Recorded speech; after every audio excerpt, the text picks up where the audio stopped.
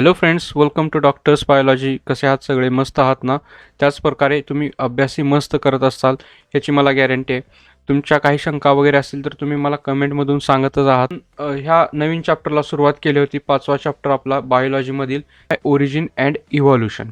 या चॅप्टरमध्ये आपण जो काय रिड्यूस झालेला सिलेबस होता तोही डिस्कस केला. त्यामध्ये आपल्याला जो काही बोर्डाला परीक्षेसाठी येणारा सिलेबस आहे त्याचं आपण डिस्कशन चालू केलं होतं. त्यामध्ये आपल्याला modern synthetic theory of evolution हा पॉईंट आपल्याला अत्यंत महत्त्वाचा आहे बोर्डाच्या दृष्टीने. त्यामध्ये आपण असं पाहिलं की इव्हॉल्युशन म्हणजे काय असतं, त्याबरोबर लाईफचं ओरिजिन कुठं झालं आणि त्यासाठी कोणत्या थिअरी होत्या हे आपण लास्ट लेक्चरमध्ये पाहिलं होतं. ज्यांनी लास्ट लेक्चर पाहिलं नव्हतं त्यांनी आय बटनवरती क्लिक करा. तिथं तुम्हाला पाठीमागचं म्हणजेच ह्या टॉपिकचं पहिलं लेक्चर भेटेल. तिथं जाऊन तुम्ही त्या टॉपिकचा अभ्यास करा. बघा, ह्या लेक्चरपासून आपण इव्हॉल्युशनसाठी असणारे फॅक्टर म्हणजे आपण त्या स्टेबन्स यांच्या प्रिन्सिपलनुसार कोणते कोणते फॅक्टर इव्हॉल्युशनसाठी रिस्पॉन्सिबल आहेत हे आपण डिस्कस केलं होतं. त्यामध्ये जेनेटिक व्हेरिएशन, नॅचरल सिलेक्शन आणि आयसोलेशन हे 3 पॉईंट आपल्याला इम्पॉर्टंट वाटले आणि आपण त्या 3 पॉईंटचा डिटेलमध्ये अभ्यास करणार आहोत. या लेक्चरमध्ये आपण जेनेटिक व्हेरिएशन काय असतं हे डिटेलमध्ये अभ्यास करू. आता जेनेटिक व्हेरिएशन किंवा जेनेटिक्स म्हणजे काय हे आपण इनहेरिटन्स आणि मॉलिक्युलर बेसिसमध्ये आपण डिटेलमध्ये अभ्यास केलं होतं. आता व्हेरिएशन म्हणजे काय असणार आहे तर चेंजेस, की कोणते changes, the changes in the gene and gene frequency is non as the genetic variation. Okay, simple concept आहे, तुमच्या लक्षात आला असेल. लगेच लक्षात येण्यासारखा पॉईंट आहे, एवढं असं कॉम्प्लिकेटेड त्यामध्ये कोणताही पॉईंट आपल्याला वाटत नाही. त्यामध्ये काय सांगितलं की जे काय चेंजेस होणार आहेत, ठीक आहे, चेंजेस कशामध्ये होणार आहेत तर चेंजेस हे होणार आहेत जीनमध्ये. ठीक आहे, जे काय जीन असतील किंवा जे काय क्रोमोझोम असतील ह्याच्यामध्ये झालेले चेंजेस त्याला आपण म्हणतोय जेनेटिक व्हेरिएशन. आणि जीन फ्रिक्वेन्सी काय असतं तेही आपण लास्ट लेक्चरमध्ये डिस्कस केलं होतं. जीन फ्रिक्वेन्सीमध्ये जरी चेंजेस झाले तर त्याला आपण जेनेटिक व्हेरिएशन झालं असं म्हणत असतोय. ठीक आहे, आता जेनेटिक व्हेरिएशनसाठी कोणते कोणते फॅक्टर रिस्पॉन्सिबल आहेत म्हणजे जेनेटिक व्हेरिएशन का होतं, जेनेटिक व्हेरिएशनसाठी इम्पॉर्टंट असे असणारे फॅक्टर्स कोणते आहेत ते आपण बघू. त्यामध्ये पहिला पॉईंट आहे आपल्याकडे जीन म्युटेशन, त्यालाच आपण पॉईंट म्युटेशन असंही म्हणलं होतं, पॉईंट म्युटेशन. त्याचबरोबर जीन फ्लो काय असतो हे पण आपण डिटेलमध्ये अभ्यास करू. जेनेटिक रिकंबायनेशन काय आहे आणि जेनेटिक ड्रिफ्ट आणि लास्ट आहे आपल्याकडे क्रोमोझोमल ॲब्रिगेशन म्हणजे क्रोमोझोममध्ये झालेले चेंजेस, असे आपण त्यामध्ये पॉईंट बघणार आहोत. लक्षात आलं का? जेनेटिक व्हेरिएशन म्हणजे काय, the changes in the gene frequency. आता जीनमध्ये चेंजेस झाले त्यामुळं काय होणार आहे तर त्या ऑर्गॅनिझममध्ये, त्या प्लॅन्टमध्ये असेल किंवा ॲनिमलमध्ये असेल फिनोटायपिक चेंजेससुद्धा होणार आहेत. लक्षात आले का? When there is a changes occurs in the gene there is also changes occurs in the phenotypic character. म्हणजे त्या ॲनिमलमध्ये किंवा प्लॅन्टमध्ये फिनोटायपिक जे काय मॉर्फॉलॉजिकल कॅरेक्टर आहेत ते पण त्यांच्यामध्ये चेंजेस आपल्याला होताना दिसून येणार आहेत. आणि त्यामुळं त्या ऑर्गॅनिझममध्ये, त्या एखाद्या पर्टिक्युलर पॉप्युलेशनमध्ये आपल्याला व्हेरिएशन दिसून येते. ठीक आहे, व्हेरिएशन म्हणजे डायव्हर्सिटी जी काय ऑर्गॅनिझममध्ये तयार झालेली आहे त्या डायव्हर्सिटीला जेनेटिक व्हेरिएशन हे रिस्पॉन्सिबल आहे असं त्या थेरीनुसार आपल्याला सांगितले गेलं. मग आता हे व्हेरिएशन किंवा जेनेटिक चेंजेस होत असतात ते जेनेटिक चेंजेस कोणत्या प्रकारचे आहेत तर हे 5 प्रकार आपल्याला तिथं सांगता आले पाहिजे. म्हणजे जे काही जीन आहेत किंवा जे काही DNA आहेत, क्रोमोझोम आहेत, त्यांच्यामध्ये जे काही चेंजेस होत असतात ते चेंजेस कोणत्या कोणत्या प्रकारचे आहेत तर जीन म्युटेशन आहे, जीन फ्लो आहेत, जेनेटिक रिकंबायनेशन, जेनेटिक ड्रिफ्ट आणि क्रोमोझोमल ॲब्रिगेशन. हे 5 पॉईंट आपल्याला डिटेलमध्ये अभ्यास करू. बघा, पहिलं काय दिलं आपल्याला, जीन म्युटेशन. ठीक आहे, जीन म्युटेशन ह्यालाच काय म्हणलं आपण, sudden permanent heritable changes is called as the mutation. Okay, mutation ही कन्सेप्ट इव्हॉल्युशनच्या पूर्ण अपोजिट आहे. इव्हॉल्युशनमध्ये काय म्हणतो आपण, प्रोग्रेसिव्ह डेव्हलपमेंट. ठीक आहे, प्रोग्रेसिव्ह डेव्हलपमेंट म्हणतोय. त्याचमध्ये इव्हॉल्युशनसाठी आपल्याला बिलियन्स इयर लागतात, लाखो वर्षामधून इव्हॉल्युशन होत असतं. पण म्युटेशन कसं आहे, it is the sudden changes आहेत. आणि सडन चेंजेस कसे आहेत ते परमनंट चेंजेस आहेत, ते नॉन रिव्हर्सिबल आहेत. म्हणजे एकदा चेंज झाला की तो परत एकदा रिकवर होत नाहीत. आणि हे कसे असणार आहेत, हेरिटेबल चेंजेस असणार आहेत. म्हणजे जे काय चेंजेस पेरेंटमध्ये झालेत ते चेंजेस त्यांच्या ऑफस्प्रिंग्समध्ये पण आपल्याला ट्रान्सपोर्ट किंवा इनहेरिट झालेले आपल्याला दिसून येणार आहेत. अशा चेंजेसला आपण जीन म्युटेशन म्हणतोय. ठीक आहे, लक्षात आलं असेल. आता म्युटेशनमध्ये काय पॉईंट बघतो आपण, त्याला gene mutation is also called as point mutation. Okay, point mutation म्हणजे काय असणार आहे तर जीनमध्ये झालेले चेंजेस म्हणजे DNA वरील एखाद्या पर्टिक्युलर लोकसवरती किंवा पर्टिक्युलर कॅरेक्टरमध्ये, एखाद्या स्पेसिफिक अशा कॅरेक्टरमध्ये झालेले चेंजेस त्याला आपण पॉईंट म्युटेशन म्हणतोय. लक्षात येऊ द्या, पॉईंट म्युटेशन काय आहे the changes in the particular gene or particular character. एखादं सिम्पल असं कॅरेक्टर जर चेंज झाले असेल, DNA वरती छोटासा फ्रॅगमेंट जरी चेंज झाला असेल, तर त्याला आपण पॉईंट म्युटेशन म्हणजेच काय म्हणतोय, जीन म्युटेशन म्हणतोय. ओके, आता ह्या जीन म्युटेशनमुळे एखाद्या कॅरेक्टरमध्ये परमनंट जर चेंज झाला असेल, तर तो त्या ऑर्गॅनिझममध्ये व्हेरिएशन कॉज करतोय. लक्षात आलं का? The lead to the phenotypic of the organism causing the variation. ठीक आहे, म्हणजे त्या ऑर्गॅनिझममध्ये फिनोटायपिक चेंज झाले. फिनोटायपिक म्हणजेच आपण त्याला काय म्हणू शकतो, मॉर्फॉलॉजिकल. ठीक आहे, मॉर्फॉलॉजिकल म्हणजे काय, तर त्या ऑर्गॅनिझममध्ये जे काय दिसण्यामध्ये असणार आहे किंवा एखादं कॅरेक्टर एक्स्ट्रा तरी होणार आहे किंवा जे अनयुजेबल कॅरेक्टर रिड्यूस तरी होणार आहे, असे त्यांच्यामध्ये आपल्याला चेंजेस दिसून येत असतात due to the gene mutation. Gene mutation हे काही एक डायग्राम दाखवली तुम्हाला, इथं काहीतरी जीनमध्ये त्यांच्या चेंजेस होणार आहे, ह्याला आपण जीन म्युटेशन म्हणतोय. बघा एक डेमो दाखवला ऑर्गॅनिझमचा. अशा प्रकारचं चेंजेस होत नसतात, पण एक तुम्हाला एक्झाम्पल म्हणून मी दाखवलं की अशा प्रकारचं काहीतरी चेंजेस होऊ शकतात. बघा एक मांजर आहे, त्याला एक अशी गरुडसारखी चोच आली, हे जीन म्युटेशनमुळे अशी पॉसिबिलिटी होऊ शकते. ठीक आहे, एक डेमो म्हणून लक्षात घ्या की ऑर्गॅनिझममध्ये फिनोटायपिक किंवा मॉर्फॉलॉजिकल चेंजेस कशा प्रकारचे होऊ शकतात. लक्षात आलं का? जीन म्युटेशन म्हणतो आपण त्याला. त्यानंतर बघा आपल्याकडे दुसरी कन्सेप्ट आहे ती जेनेटिक व्हेरिएशनसाठी असणारी ती जीन फ्लो. ठीक आहे, जीन फ्लो काय असतं ते आपण बघू आता. जीन फ्लोमध्ये काय सांगितलं आपल्याला, जीन फ्लोची डेफिनेशन काय सांगितलं बघा. Gene flow is the movement of gene in to or out of the population.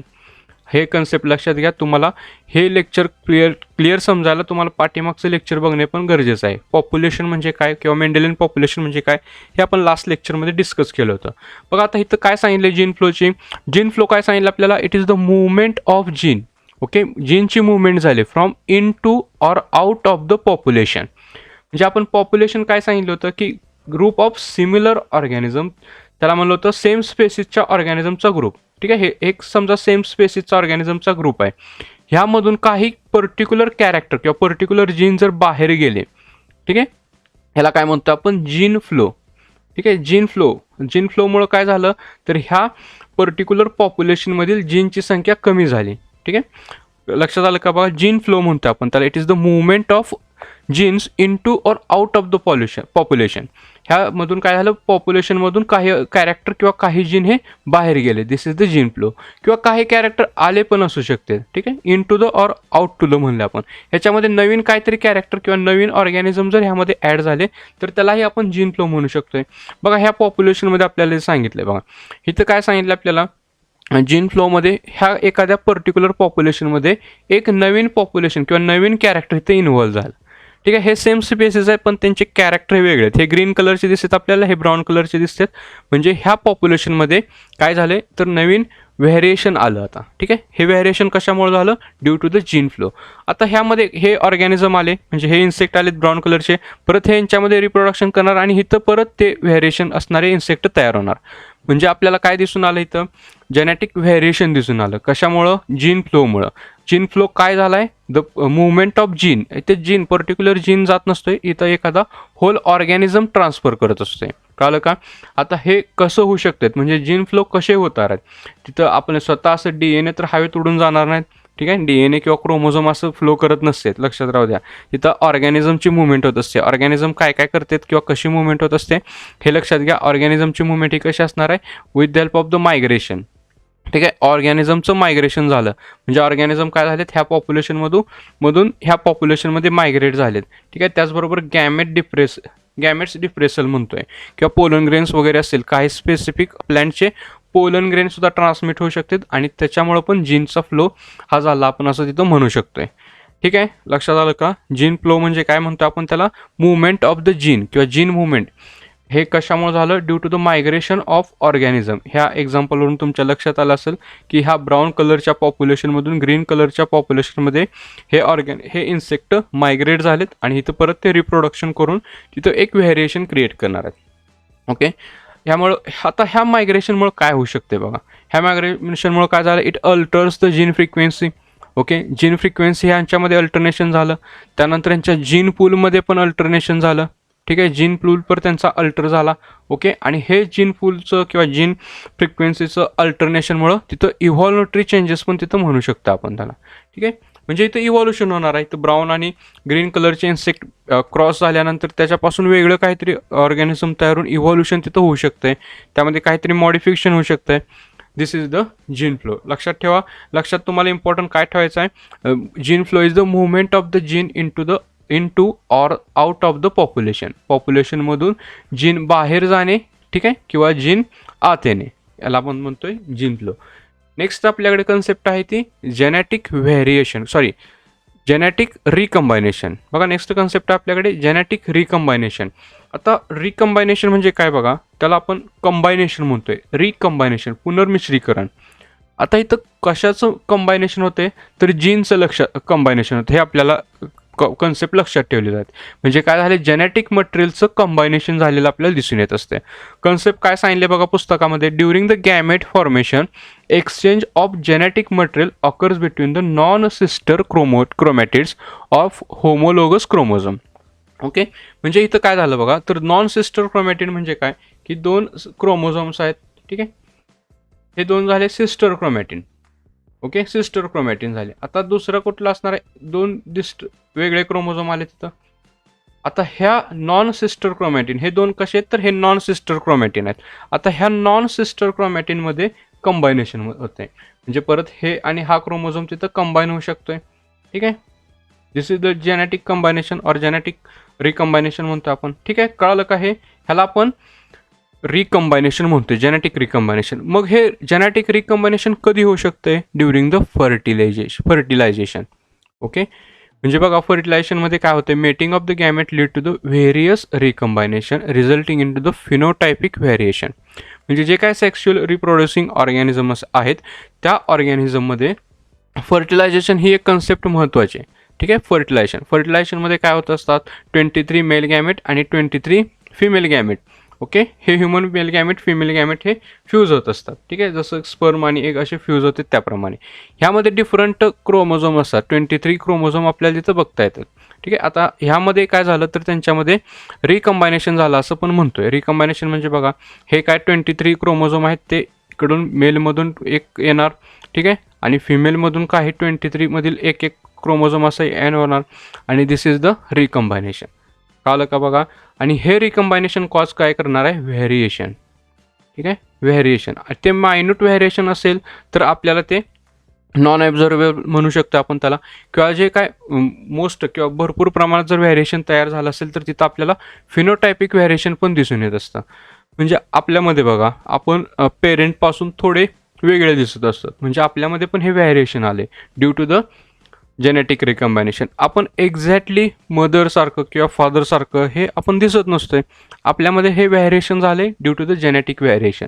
आणि when this genetic recombination was increases, म्हणजे so this variation increases and this lead to the evolution. म्हणजे ह्यांच्यामध्ये जर असं variation होत गेलं, वाढत गेलं, तर त्याच्यापासून व्हेरिएशन हे वाढत जाऊन इव्हॉल्युशन होण्याचे चान्सेस हे असतात. ओके, आणि यामुळे जेनेटिक फ्रिक्वेन्सी म्हणजे जीन फ्रिक्वेन्सीमध्ये पण तिथे चेंजेस होणार आहेत, नवीन कॅरेक्टर तयार होणार आहेत, किंवा काही जुने कॅरेक्टर आहेत ते रिड्यूस होणार आहेत, त्यामध्ये मॉडिफिकेशन होण्याची पॉसिबिलिटी आहे due to the genetic recombination. Point लक्षात ठेवा, सोपं आहे अगदी. ठीक आहे, एक्झाम्पल आपण पाहिले की फर्टिलायझेशनचं स्पर्म आणि एगचं जे काय फ्युजन असतं, this is the main topic for the genetic recombination. Next आपल्याकडे आहे ते जेनेटिक ड्रिफ्ट. ओके, ड्रिफ्ट म्हणजे काय इथं लक्षात घ्यायचं तुम्हाला, डिलीट होणे किंवा कट होणे. जेनेटिक ड्रिफ्ट म्हणजे काय लक्षात ठेवायचं, कट होणे, डिलीट होऊन जाणे, अशाला आपण त्याला म्हणतोय जेनेटिक ड्रिफ्ट. आता काय सांगते बघा इथं, any random fluctuation. Okay, fluctuation म्हणजेच काय सांगितलं तिथं, अल्टरनेशन. ओके, चेंजेस होणे किंवा कट होणे, alternation in the allele frequency occurs in the natural population by pure chances called as the genetic drift.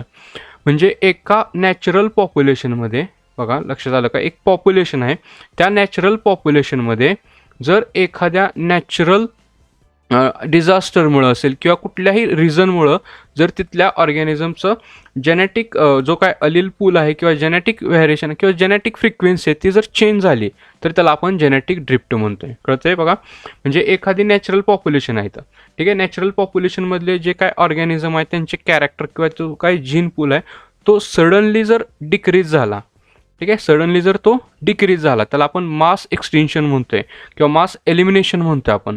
ठीक आहे. ते जर पर्टिक्युलर ऑर्गॅनिझम किंवा पर्टिक्युलर कॅरेक्टर जर त्यांच्यामधून रिड्यूस झाले तर त्याला म्हणतोय आपण जेनेटिक ड्रिफ्ट. ओके. ड्रिफ्ट म्हणजे फ्लक्च्युएशन म्हणू शकतो आपण त्याला, किंवा अल्टरनेशन किंवा रिडक्शनल म्हणतोय, हे चालू शकते.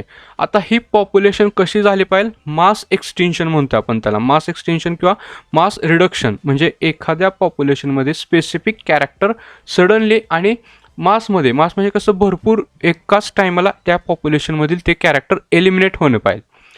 ठीक आहे. त्याच्यामुळं पण इव्हॉल्युशन होण्यासाठी पॉसिबिलिटी वाढत जात असते आणि त्याला म्हणतो आपण जेनेटिक ड्रिफ्ट. बघा इथं काय सांगितलं, size of population is severely reduced due to the natural disaster. एखाद्या नॅचरल डिझास्टरमधून स्पेसिफिक अशा पॉप्युलेशनमधून त्या ऑर्गॅनिझमच्या कॅरेक्टरमध्ये किंवा त्यांच्या जेनेटिक नंबरमध्ये सडनली रिड्यूस झाले तर त्याला आपण म्हणतोय जेनेटिक ड्रिफ्ट. मग आता असे नॅचरल डिझास्टर कोणते असू शकतात, अर्थक्वेक आहेत, फ्लोड आहेत, फायर्स आहेत किंवा कुठला एखादा डिसीज आहे त्यामुळे पण एखाद्या स्पेसिफिक पॉप्युलेशनची साईज ही रिड्यूस होऊ शकते. ओके. त्यामुळे काय झालं, causes the elimination of the particular alleles. ठीक आहे. पर्टिक्युलर किंवा स्पेसिफिक असे काही अलिल्स त्यामधून रिड्यूस होणार आहे फ्रॉम द पॉप्युलेशन. ओके. आणि ह्या पॉप्युलेशनच्या रिड्यूसमुळं इव्हॉल्युटरी चेंजेस इथं होऊ शकते. ठीक आहे. आता ह्यांच्यामधील जे काय पॉप्युलेशन कमी झाली त्यामुळं काय जे काय रिमेनिंग स्पेसेस आहेत त्यांच्यामध्ये काय होणार, अवेलेबिलिटी ऑफ फूड जास्त होणार. त्या फूड अवेलेबिलिटीच्या इन्क्रीजेसमुळे ह्यांच्यामध्ये मॉडिफिकेशन होण्यास सुरुवात होणार. कळलं का बघा, जो काही तर स्पेसिसचा नंबर होता इन्क्रीज झालेला होता आणि तो जेनेटिक ड्रिफ्टमुळे कोणत्या तरी डिझास्टरमुळे तो सडनली रिड्यूस झाला आणि त्या रिड्यूस झालेल्या प्रॉब्लेममुळं काहीच्या रिमेनिंग त्या ऑर्गॅनिझममध्ये इन्क्रीजेस होणार आणि त्यांच्यामध्ये इव्हॉल्युटरी चेंजेस होणार. आता इव्हॉल्युटरी चेंजेस काय काय असू शकतात हे मी सांगतो. आता जे काय डिझास्टर आहे त्या डिझास्टरला फेस करण्याची ॲबिलिटी ह्यांच्यामध्ये येऊ शकते. ठीक आहे. म्हणजे अर्थक्वेक आला तर अर्थक्वेकपासून स्वतःचं कसं प्रोटेक्शन करायचं हे ते काही मॉडिफिकेशन त्यांच्यामध्ये होऊ शकते. फ्लोडपासून स्वतःचं प्रोटेक्शन कसं करायचं त्यामध्ये त्यांच्यामध्ये मॉडिफिकेशन होत असते. असे काही त्यांच्यामध्ये इव्हॉल्युटरी चेंजेस आपल्याला दिसून येत असतील. ठीक आहे. हे आहे ते जेनेटिक ड्रिफ्ट. जेनेटिक ड्रिफ्ट तुम्हाला ओव्हरऑल लक्षात काय ठेवायचं आहे, size of population is severely reduced. एखाद्या पॉप्युलेशनची साईज अचानक किंवा सडनली रिड्यूस होत असतील due to the any natural disaster, this is called as the genetic drift.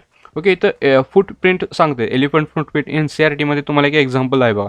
Elephant footprint म्हणजे काय, इन्सेक्ट पॉप्युलेशनमध्ये एलिफंट फूट आला आणि त्यांची पॉप्युलेशन ही पूर्ण रिड्यूस झाली असं आपल्याला इथे दाखवलं जातं. ठीक आहे. लक्षात ठेवा genetic drift. Next one and last आपल्याकडे जो पॉईंट आहे तो क्रोमोझोमल ॲब्रिगेशन. ठीक आहे. क्रोमोझोमल ॲब्रिगेशन म्हणजे काय म्हणू शकतो आपण त्याला, चेंजेस इन द क्रोमोझोम. क्रोमोझोममध्ये जे काय चेंजेस येणार आहे त्याला आपण क्रोमोझोमल ॲब्रिगेशन म्हणत होतो.